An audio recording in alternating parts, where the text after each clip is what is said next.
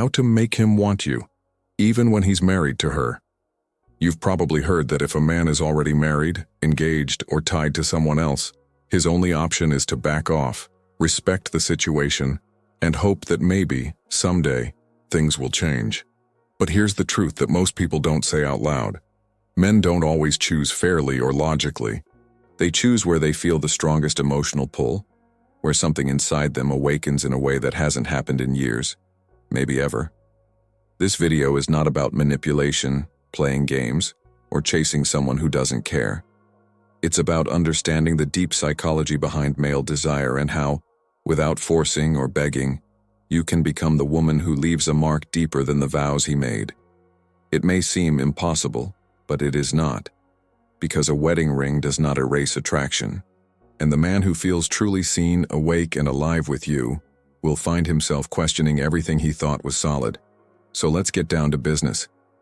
Here are the psychological changes that make him choose you, even when he's married to her. 1. Why trying to convince you always goes wrong. Many women believe that if they just explain their worth, prove their love, or show how much they care, a man will eventually notice and choose them. On the surface, this seems noble and even romantic, but the reality is much harsher. The more you try to convince, the more resistance you create. Convincing never arouses desire. He presses, and pressure makes people cling to what they already have, even if it doesn't move them anymore. Think about it. When someone tries to sell you something insistently, your natural reaction is to retreat, to be suspicious, to create barriers. The same happens with attraction. By the time you start arguing why he should want you, you've already lost. Because desire doesn't work through logic. It works through sensations, something inexplicable that pulls one person towards another without them being able to rationalize it completely. When you try to convince him, you're admitting that it's not obvious, that he needs to be persuaded, and that instantly kills any attraction that could be growing. Even worse, it puts you in a position of inferiority, as if you were competing for something that should be natural. The woman he really wants doesn't need to list her qualities. She simply exists, and her presence is enough to make him question everything. She does not pursue, she doesn't explain, it does not justify why it deserves attention. And precisely because of this, he can't get her out of his head. Meanwhile, the wife at home may be doing everything to maintain the marriage, listing reasons, remembering the years together, talking about commitment and family, and the more she does it, the more he feels suffocated, but he feels that he is there out of obligation, not by choice. You, on the other hand, represent freedom, not because he is asking for anything from him, but because he is not. You don't need it to validate yourself.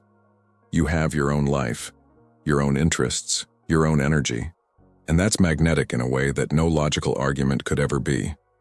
The uncomfortable truth is that men don't want to be convinced. They want to feel. They want to be pulled by something greater than reason. They want to wake up in the middle of the night thinking about someone and not fully understand why. This does not happen through words or promises. It happens through presence, energy, and the feeling that with you, he is more himself than he has ever been. So stop trying to prove your worth. Stop listing reasons. Stop competing. When you truly understand your own power, you don't need to convince anyone of anything. And ironically, that's exactly what makes him want you in a way he can't control. The irresistible woman is not the one who argues best. It is the one that simply is, and whose existence is already argument enough. She lives well without him. It has purpose. She is not waiting to be chosen because she has already chosen herself first. And when a man realizes that you don't need him, that you want him but don't depend on him, something changes. The whole dynamic is reversed. Now he is the one who needs to prove something. He is the one who starts to wonder if he is good enough for you. And this is the moment when the balance of power completely changes sides. 2. The shadow he hides from her, but shows you. Every man has sides of himself that he doesn't show to his wife, not because he doesn't trust her, but because over the years he's learned which parts of himself are accepted and which aren't. Marriage, over time, creates a dynamic where both are shaped to maintain peace, stability, and a functioning routine. And in the process, whole pieces of who he really is are hidden, Carl Jung called this the shadow. These are the aspects of the personality that were repressed, denied, or simply forgotten because they didn't fit the image he needed to maintain. With his wife, he is the responsible provider, the family man, the predictable man who pays the bills and shows up at family dinners. But with you, something different happens. You don't carry years of expectations. You don't know him as the man he became to survive marriage. You know him as he is now, in this moment, without the weight of who he was meant to be. And that creates a space where his shadow can breathe. Maybe he's funny in a way he's not at home. Maybe he talks about dreams he abandoned years ago. Maybe he shows vulnerability, anger, ambition, fear. Things that he learned to hide because with her, these things caused conflict or discomfort. With you, he doesn't need to police himself. And that freedom is addictive. The wife may know his story, but you know his truth. And there's a huge difference between those two things. History is what happened. Truth is what he really feels, thinks, desires deep down. Often he himself was not aware of it until he met you. Because you don't judge. You don't try to fix it, you just accept those sides of him that have been rejected for so long. And when a man finds someone who accepts his shadow, who doesn't back down when he shows the ugly, confusing, or imperfect parts, he feels something he hasn't felt in years. He feels whole. This creates a bond that goes far beyond physical attraction. It's a deep psychological connection. He begins to associate you with the feeling of being truly seen. And once that happens, it's almost impossible for him to completely go back to the edited version of himself that he keeps at home. The wife can have the story, the house, the children, but you have his shadow, and in the end, the shadow always screams louder. Think of marriage as a stage where you both play roles. He is the husband, she is the wife, and after years in this role, they forget who they were before the script. But when he's with you, the script disappears. He doesn't need to act. You don't have to pretend that you have everything under control or that you are satisfied with the life you have built. He can simply be human, flawed, confused, alive. And that authenticity creates an intimacy that goes deeper than any shared story. His wife knows the facts of his life. You know the feelings. And feelings always outweigh facts when it comes to emotional choice. So when you allow him to show the shadow without judgment, without trying to mold him into something more acceptable, you become irreplaceable. Because everyone wants to be accepted exactly as they are, especially in the parts they have learned to hide from the world. Sometimes desire isn't about love. It's about what the soul recognizes but the mind denies. If you want to understand why he wants you, even when he's married, the link in the first comment will show you how. Let's continue. 3. Become the mirror of who he used to be. Before he got married, before the responsibilities, before the routine sucked his life, he was someone different. He had bigger dreams, laughed easier, took risks, felt that the world was full of possibilities. And then life happened. Marriage brought bills to pay, children to raise, expectations to meet. And little by little, that man he was replaced by a safer, more predictable, more erased version. His wife got to know both versions. She saw the transition happen. And in a way, it is part of this transformation. It is linked to the man he became, not the man he was. And whenever she looks at him, she sees her husband, her father, her provider. She no longer sees that guy who had fire in his eyes, but you. You show up and unknowingly reflect back to him who he used to be. Not the tired and resigned version that wakes up every day to the same life, but the version that still believed in something else, the version that felt alive. This happens in subtle ways. Maybe it's the way you laugh at his jokes, not the polite way his wife laughs after years of hearing the same stories, but genuinely, like he's really funny. Maybe it's the way you look at him when he talks about something that excites him, with real interest. Not with that distracted look of someone who has heard it 1,000 times. Or maybe it's simply the fact that with you, he feels desirable again. Not as a marital obligation. Not as part of a silent agreement where sex happens because it's expected. But as a man a woman really wants. And that feeling of being genuinely wanted is something he forgot existed. You're not trying to do it on purpose. You just don't have the story that weighs you down.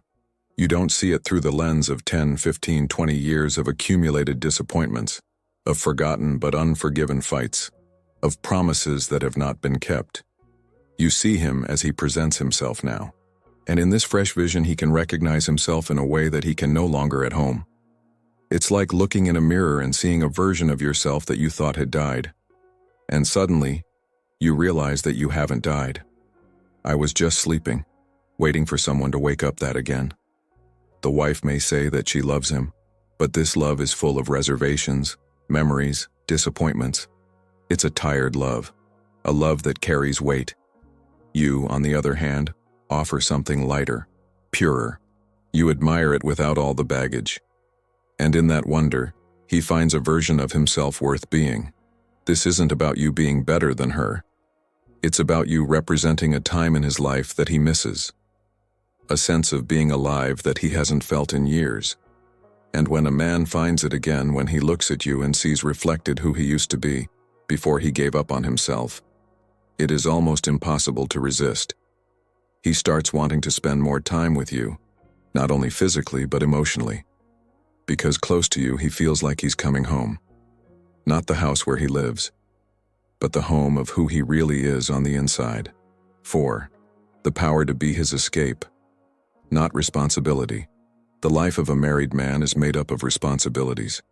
He wakes up thinking about what he needs to do, in the work you need to deliver, in the bills you need to pay, in the problems you need to solve.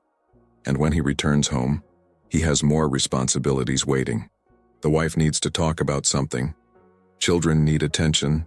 The house needs repair. There's always something. And in the midst of all this, he feels trapped. Not necessarily unhappy, but definitely imprisoned. As if life was an endless list of obligations and he could never just breathe. I could never just be, without having to do something for someone. Then you appear, and you don't need anything from it. You're not charging.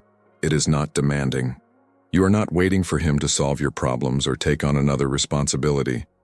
You are simply a space where it can exist without weight. That is your power. You are no longer an obligation in his life. You are the pause, the breather, the place where it can be light again. And that's incredibly seductive for a man who feels like he's carrying the world on his back. Think of the difference. With his wife, every conversation eventually turns into a negotiation or a complaint.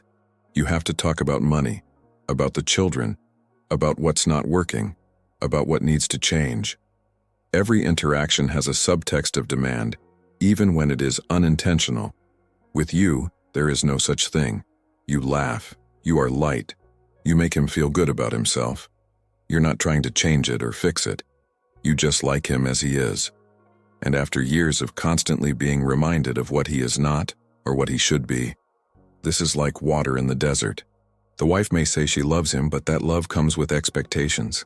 She loves her husband, her provider, her father. She loves the role he plays.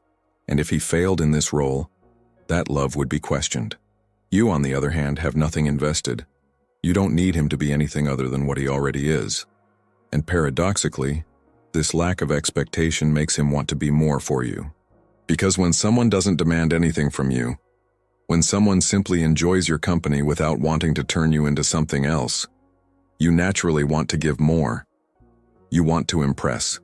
You want to be up to it. Not out of obligation, but out of one's own will. So he starts looking for you whenever life gets too heavy, whenever he feels like he's suffocating. You turn the place where he runs when you need to remember that he is still human, that he can still feel pleasure, that he can still laugh without guilt. You didn't ask for that role. You're not actively competing. You simply exist as an alternative to weight. And for a man choked by responsibilities, an alternative to weight is irresistible. It's addictive. It's impossible to put down. 5. Because mystery always wins familiarity. His wife knows everything about him. She knows how he snores at night. You know the noises he makes in the bathroom. You know when he's in a bad mood before he even opens his mouth. She saw him sick, vulnerable, angry, tired. She knows every flaw, every mania, every less attractive side, and he knows everything about her too. There was nothing left to discover. There was no surprise. There was no mystery left, and that's what kills the desire little by little, because desire needs tension. It needs curiosity. You need that feeling of wanting to know more, of wanting to find out what's next. When you know everything, when there is nothing else hidden, the attraction evaporates. Only the habit remains. The custom, the routine of two bodies sharing the same space. You, on the other hand, are a complete mystery. He doesn't know everything about you. It doesn't know how you wake up in the morning. He doesn't know his annoying habits. He doesn't know his worst days. He only knows the version of you that appears when you meet. And this version is always interesting, always engaging, always leaves him wanting more. Every conversation with you reveals something new. Each encounter brings a different layer. He never knows exactly what to expect. And this unpredictability is electrifying. It makes his heart race in a way it hasn't in years. The wife is predictable. He knows exactly how each argument will end. Know what she's going to say before she says it. You know how she will react to any situation. There is no surprise. There is no discovery. It's like watching the same movie for the 1,000th time. You know every scene, every line, every twist. With you, it's different. You keep parts of yourself guarded. Not because you're playing, but because you just don't have that suffocating intimacy that comes from years of sharing bills and bathrooms. You have your own life, your own secrets, your own layers. And each layer he discovers only reveals that there is more underneath. That keeps his mind working. He keeps thinking about you, trying to understand you, trying to figure out what you're thinking, what you want, who you really are. And the more he thinks, the more interesting you get. The more space you take up in his head. Familiarity may be comfortable, but comfort is not exciting. Mystery is exciting. And a man who has spent years in the comfort zone will inevitably be pulled to where he feels that adrenaline again. You, on the other hand, are a book that he just opened. And each page reveals something that makes you want to keep reading. He can't put you aside. He can't stop thinking about the next chapter. And here's the secret. You don't have to artificially create mystery. You don't have to play games or pretend to be someone you're not. The mere fact that you don't share an entire life naturally creates mystery. You have your own routine, your own friends, his own experiences that he is not part of. Meanwhile, his wife is completely intertwined in his life. There was nothing left separate. Nothing just hers. Nothing he doesn't know. And this total fusion, which seems to be the ideal of marriage, actually destroys the tension necessary to keep the desire alive. So keep being yourself. Continue to have your own life. Continue to be someone he can't fully read. Because the moment he thinks he understands you, the moment you become totally predictable, the magic disappears. But as long as you keep that space of unknown, that feeling that there is always more to discover, it will keep coming back. Always. 6. The anima projection. When you become his ideal. Jung had a concept called anima. It is the image of the ideal feminine that every man carries within himself. She is not a real woman. It's a psychological fantasy built since childhood, fueled by all the women who have passed through his life, all the stories he's heard, all the desires he's never admitted out loud. She is the perfect woman who exists only in his head. And here's the crux of the matter. When a man has been with the same woman for years, he stops projecting the anima onto her. He sees who she really is. With flaws. With bad days. With unkempt hair in the morning. With an irritated voice when she is tired. Reality erases fantasy. And without fantasy, without projection, desire loses that magical intensity. But you're new. You are a blank canvas where he can project everything that the anima represents. He doesn't know you deeply yet. Then his mind fills in the empty spaces with the ideal version. He sees in you everything he ever wanted in a woman. Even if you are not exactly that in reality. You say something simple and he interprets it as profound. You laugh and he thinks it's the most beautiful thing in the world. You look at him in a normal way and he feels like he's being seen in a way he's never been before. Because he's not just seeing you. He is seeing his projection of feminine perfection materialized in you. And the less he knows you, the stronger this projection gets. Because his mind has the freedom to create, to imagine, to turn you into the woman of his dreams. The wife does not have this luxury. He knows every inch of her reality. There was no room left for projection. There was no room left for idealization. This explains why he sometimes says things about you that seem exaggerated.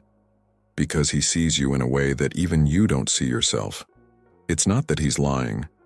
It's just that he's seeing it through the lens of the anima. And these lenses make you look perfect in ways you didn't even try to be. The wife can do everything right and still can't compete with it.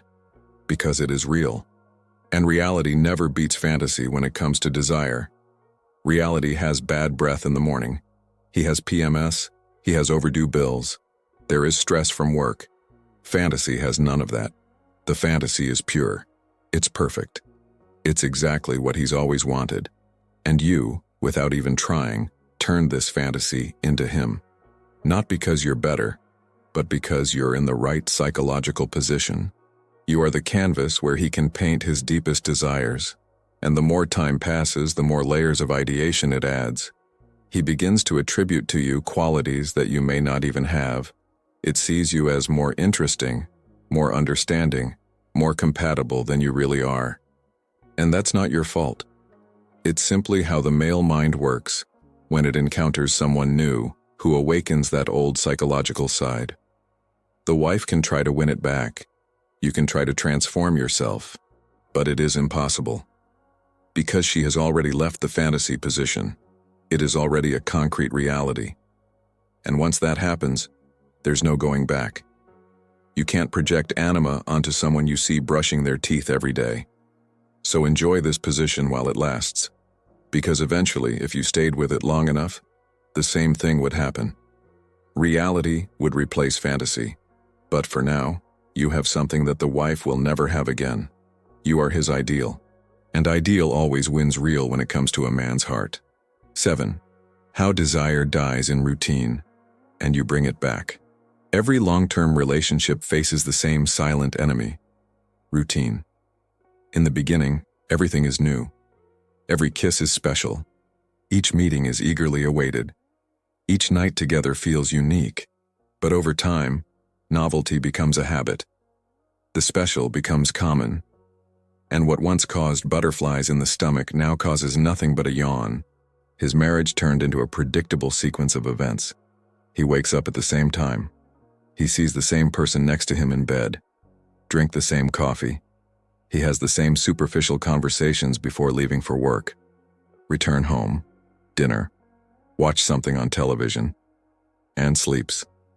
The next day, he repeats everything again, and again, and again, until the years become an indistinct stain of identical days.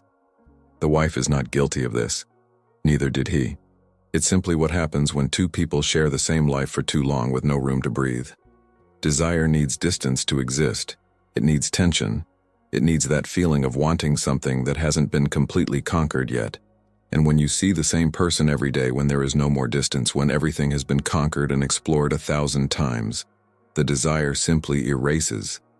Then you enter the story, and everything that died with his routine suddenly resurrects. Because with you, there is no routine. Each meeting is planned. Every moment together is stolen. Every kiss carries weight because it's not guaranteed. You don't see each other every day. They do not share the boredom of everyday life. They don't need to discuss who will wash the dishes or pay the electricity bill. You only appear in his life in the good times, in the moments when he chose to be there. And this conscious choice changes everything. With his wife, he no longer chooses. He simply is. It's automatic. It's habit. But with you, each time is a decision. And decisions keep the brain awake. They keep the heart racing. And because you're not together all the time, every encounter has urgency. It has intensity. You don't have the luxury of putting things off until tomorrow because tomorrow may not exist. So every moment matters. Every conversation is enjoyed. Every touch is felt true. He is not distracted. It's not mechanical. It is present. It is alive. The wife may complain that he no longer touches her the way he used to, that he doesn't look at her with that twinkle in his eyes, who seems to be always distant, even when he is physically present. And she's right, because his desire died there, suffocated by the endless repetition of the same days. But with you, that desire has returned, not because you're better or prettier necessarily, but because you represent everything that routine is not. You are unpredictable. You are exciting. You are different. And different is exactly what the human brain looks for when it is numbed by the same old thing. Every message you send breaks the monotony of his day. Every time you make an appointment to see each other, he feels that good anxiety that he hasn't felt in years. That nervousness before a date. That genuine desire to impress. To be present. To actually live that moment instead of just surviving it. The wife can do everything right and still not be able to compete with it. Because it's not about doing it right. It's about doing things differently. And it cannot be different. It is routine. It is predictability. She is the known. And the known, no matter how comfortable it may be, will never have the magnetic power of the unknown. 8. The cruel truth. What it reveals about him and you. Now let's talk about the part that no one wants to admit. The uncomfortable part. The part that goes beyond psychology and enters the morals, the ethics, the raw reality of what is happening here. Because everything that has been said so far explains how and why a married man might want you. But it doesn't change the fact that this situation reveals raw truths about all the people involved. First, about him. A man who cheats is not automatically a monster, but neither is he an innocent victim of circumstance. He is making choices. Choices that hurt people. Choices that break promises.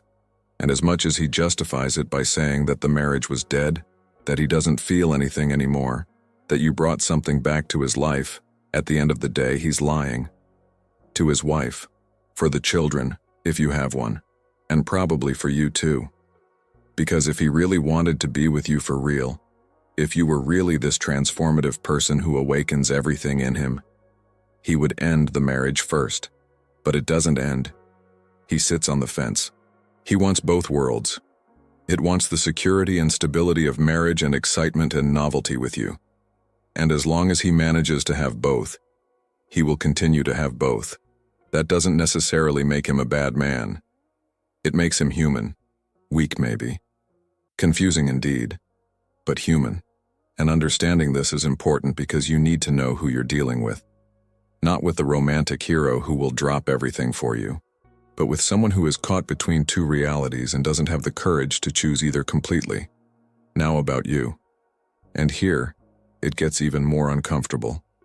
You can say that it is not your responsibility for his marriage, that if it weren't for you, it would be different, that the problem is between them has nothing to do with you. And technically, he is right. But emotionally, psychologically, you are an active part of it. You are choosing to be with someone who belongs to someone else. And as much as you don't owe his wife loyalty, you at least owe yourself honesty. Why are you here? What do you really want? If the answer is that you want him completely, that you want a real relationship where he chooses you openly, then you're deluding yourself. Because the statistics are clear. Most men don't leave their wives. And when she does, it's often to someone else who isn't the lover. Because you represent fantasy, not reality. And when the fantasy becomes real, when you become the wife, everything that made you special disappears. But maybe you don't want that. Maybe you're comfortable being the other, being the escape, being the secret. And if that's it, that's fine. As long as you're honest about what it is. Don't romanticize. Don't pretend you're more than you are. You are the woman that a married man looks for when he wants to run away from his own life. It's not love. It's emotional convenience. And here's the hardest truth of all. If he does it to her, he'll do it to you. If you really stay together, eventually you'll become the wife. The routine, predictability. And he will look for someone else to awaken in him what you awakened in the beginning. Because the problem is not with women, the problem is with him. in the inability to sustain desire within reality, in the constant need for novelty to feel alive. So before you continue, ask yourself, is this what you want? To be the woman who awakens a man who doesn't have the courage to really wake up? Be the secret that keeps a marriage going because it offers the outlet it needs to keep from exploding? Or do you deserve someone who chooses you completely openly without dividing their heart between two lives? The answer is yours. But whatever it is, be honest. With him, with yourself, and especially with the woman you will become 10 years from now when you look back and evaluate the choices you made today.